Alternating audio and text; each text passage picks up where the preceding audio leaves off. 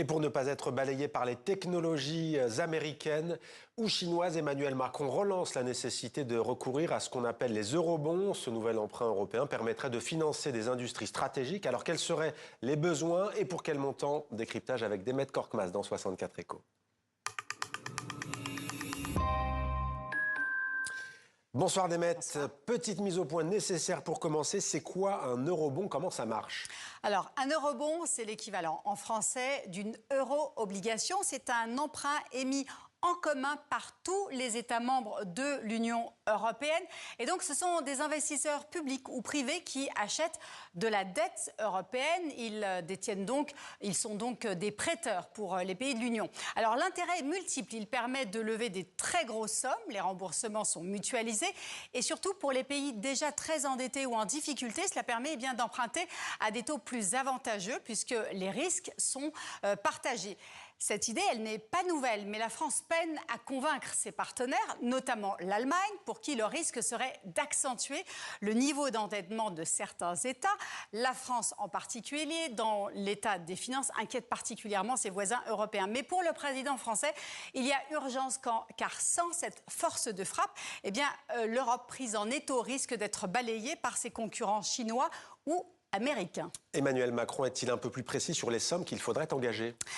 Alors, le président français juge qu'il faudrait 1200 milliards d'euros pour financer les besoins dans 3 secteurs stratégiques, la défense, l'intelligence artificielle et les technologies vertes en faveur de la transition énergétique. Pour convaincre ses partenaires européens, Emmanuel Macron avance un autre argument. Plus il y aura de la dette en euros sur les marchés, plus la suprématie du dollar sera diluée dans la finance mondiale.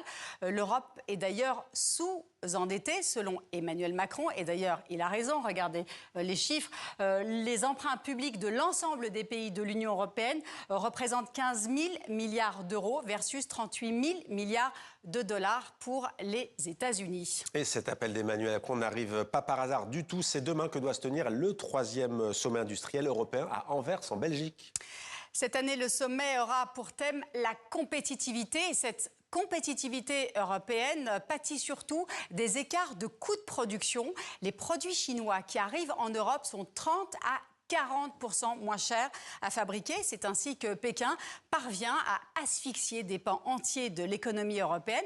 Un seul exemple, le photovoltaïque. Aujourd'hui, 98% des panneaux solaires sont achetés en Europe sont d'origine chinoise. D'où cette autre proposition française qui serait d'imposer des barrières douanières à hauteur de 30% pour les produits fabriqués en Chine. Cela permettrait de mettre les fabricants européens et chinois sur un même pied d'égalité. Voilà pour les eurobonds. Merci beaucoup, Demet. Et demain, vous nous parlerez donc de ce sommet industriel qui se tient à Anvers, en Belgique.